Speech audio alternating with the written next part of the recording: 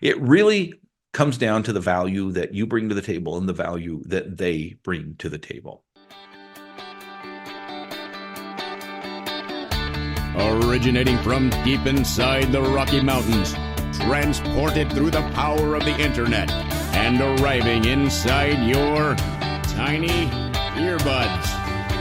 It's the Appraiser Coach Podcast, helping appraisers increase their efficiency, quality, and make more money. Here's the guy who makes it his life's mission to create value for real estate appraisers nationwide. Your host and the Appraiser Coach, Dustin Harris. Welcome back, my friends. No, I am not on drugs. My eye is so red. If you're on YouTube, you can, I was driving my side-by-side yesterday, and I was picking up the yard. Wasn't watching, and the branch hit the side-by-side and then flipped back in my eye and scratched my eyeball, and it hurts like the dickens. So here we are. Welcome to the program. Dustin Harris hanging out once again in the podcast chair. Thank you, each and every one of you, for joining. I want to talk today about a very common thing that comes up, and that is, what is a fair compensation for your appraisers? Meaning, if you're the employer and you are working with another appraiser, whether it be a contractor, so W-9 status, or whether it be a regular employment situation, a W-2 status, what is fair? If we're talking commission, right? We're not going to talk about dollars per hour today. We're going to be talking about commission and what is a fair commission split. First, I want to pause and remind you that we're sponsored by a couple of great programs, one of them being Working RE. Working RE, of course, is where I go to get more information about the appraisal world and keep up with what's going on. WorkingRE.com, WorkingRE.com. And of course, A la Mode. A la Mode is my appraisal software of choice. You've got a choice, right? Why not use the best? And A la Mode, of course, is the best. It's ALAMODE.com, alamode.com. All right, folks. So when it comes to commission, let me just state the obvious up front. It depends, right? I know you're tired of that answer because that's the same answer that appraisers give everybody else out there, right? Well, what's this deck worth? Well, it depends. Well, if I remodel my house, what is it going to change the value? Well, it depends, right? I mean, there's so many answers, or so many questions rather, that the answer is the same when it comes to appraisal. The answer is it depends. Well, this, my friends, is no different, because there are such a variety of different ways to look at this. But I do want to explain it in such a way that I think will give you some good takeaways. And specifically, I want to give you some takeaways with regard to principles, because the answer to the question, I think, can be based on principle better than it can be based on practice. Meaning there's not one right answer, but I want you to base your principles or the way that you pay individuals on value. Okay. I talk about value a lot here as the appraiser coach. From the very beginning, you've heard me say, it's always been my motto on my website, creating value for real estate appraisers. And yes, we've had the talk 1,000 times on what that means. People get upset. People get angry because I say, go create some value at the end of my podcast or the end of my blog. Oh, you can't create value. You just report. Folks, again, we've had the talk before. That's not what we're talking about. Settle down, take a chill pill, have a drink, relax, okay? What we're talking about is the value that we create for others in our time, our expertise, our instructions, in, you name it. There's so many ways, our service, so many ways that we can create value for other people, okay? And it's not so much about appraisal value, okay? That's not what we're talking about when we say go create some value. We're talking about being a good person, sharing your talents and your expertise and your abilities and your work and your ethics and your time and your relationships, right? Sharing with other individuals, that's creating value for others. When it comes to paying appraisers, you need to work from the same principle, because the principle is what drives the value of money, right? Let me back up for just a second and explain it this way. Okay.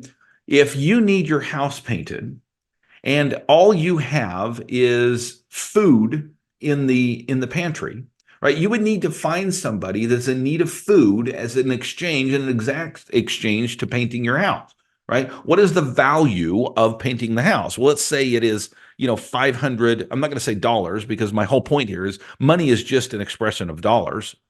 Sorry, money is just an expression of value. So you have to ask yourself, what is that value? What is your time and effort and expertise worth when it comes to painting a house? Is it worth a can of beans? I mean, literally, no. It's probably worth much more than a can of beans.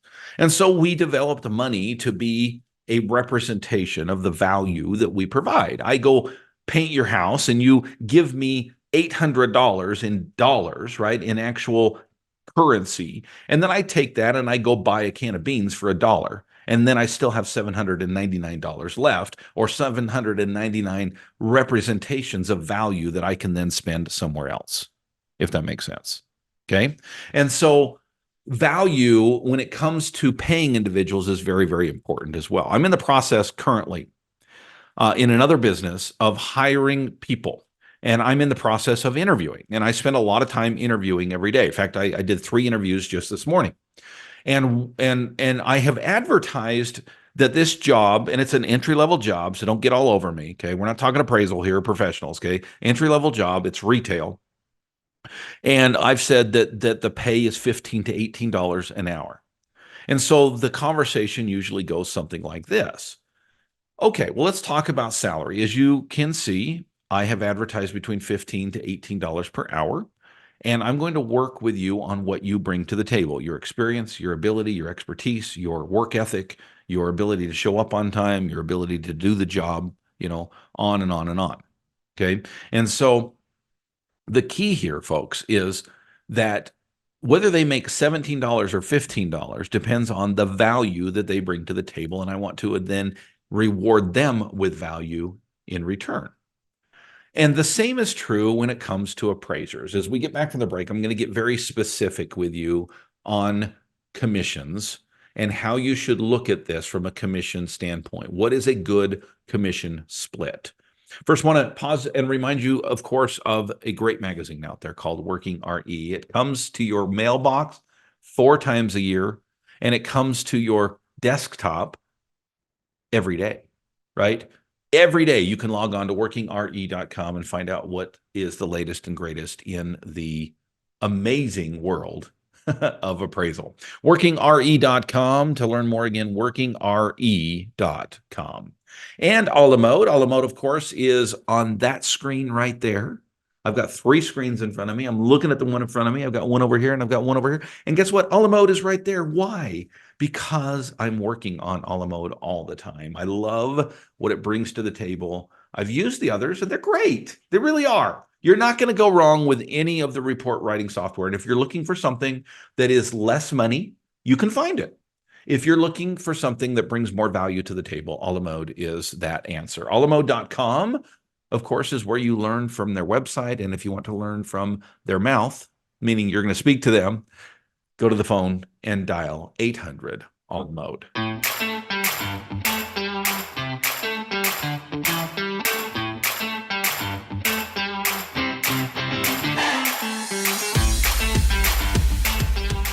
Love the music. Love the music. Welcome back. Dustin Harris hanging out with you in the podcast chair. We're talking today about a very specific question that comes up frequently in my private coaching, comes up on the All-Star team, comes up in the Dream Team Mastermind. What should I pay Robert? I just hired Robert. He's an appraiser and he's got 20 years experience and now we're working together and he is part of my company.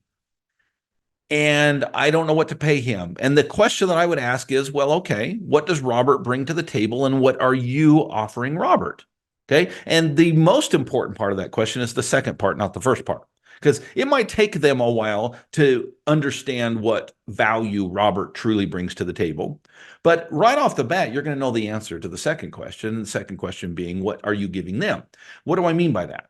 What do you provide to them? Okay, because this makes all the difference in the world. I often get this question. I actually got it this morning. I got on the phone with an appraiser, did a short coaching call, And he asked me, I've got this individual that I've hired, and is 60-40 fair?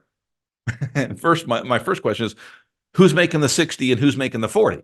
When you say 60-40, in whose favor? And he said, oh, well, he'll make the 60, I'll make the 40. I said, well, okay, that's an interesting question. Let's talk through what you're bringing to the table.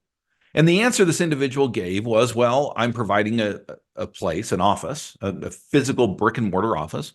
I'm providing software. I'm providing E&O, or no E&O. I'm providing MLS. I'm not providing hardware. So the computer he's got to bring to the table himself. His phone brings to the table himself. But we're providing personnel. So we set up the appointment. We do some data entry. We do some research on the back end so that appraiser can focus on the tier 3 level, right? The appraisal level of things. Doesn't have to worry about the tier 1 and tier 2 level stuff. And we do the marketing. You know, he's not going to do a lot of marketing. We'll get out there and we'll make the relationships work and that kind of thing.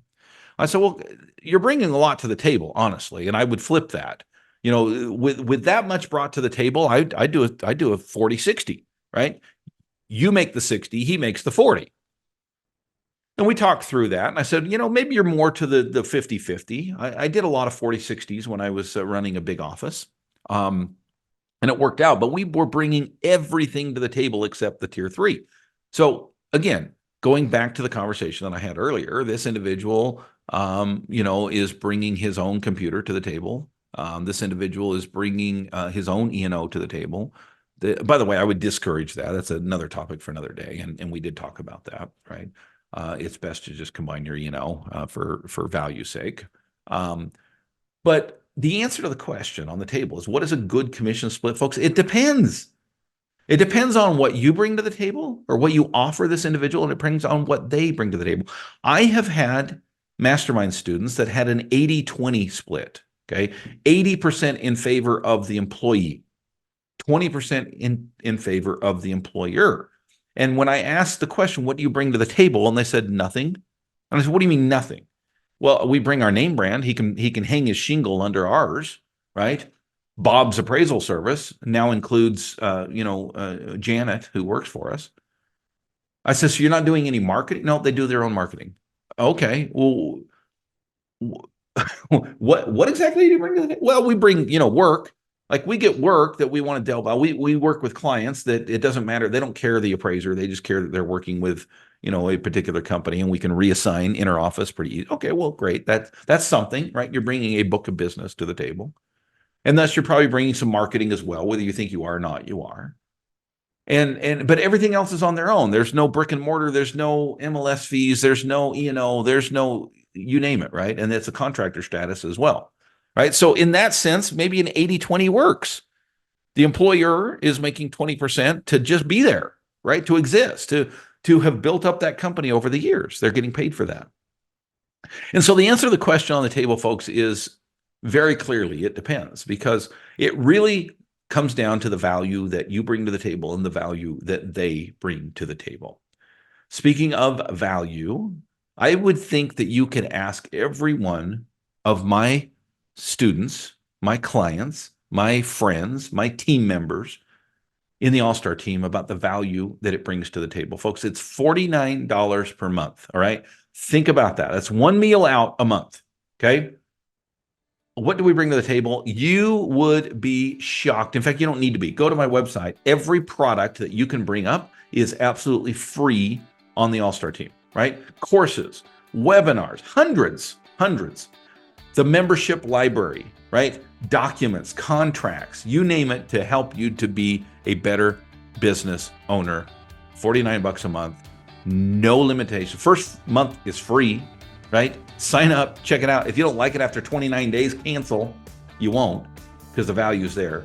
Check us out at the All-Star team, which can be found, of course, on my website, theappraisercoach.com. You've been listening to the Appraiser Coach podcast with Dustin Harris. If you like what you hear, please give us a 5-star rating and post a short review on iTunes. For more in-depth insider information on how you can make more money as a real estate appraiser, visit theappraisercoach.com and sign up for the All-Star team today. Thanks for joining us. And now, get out there and create some value.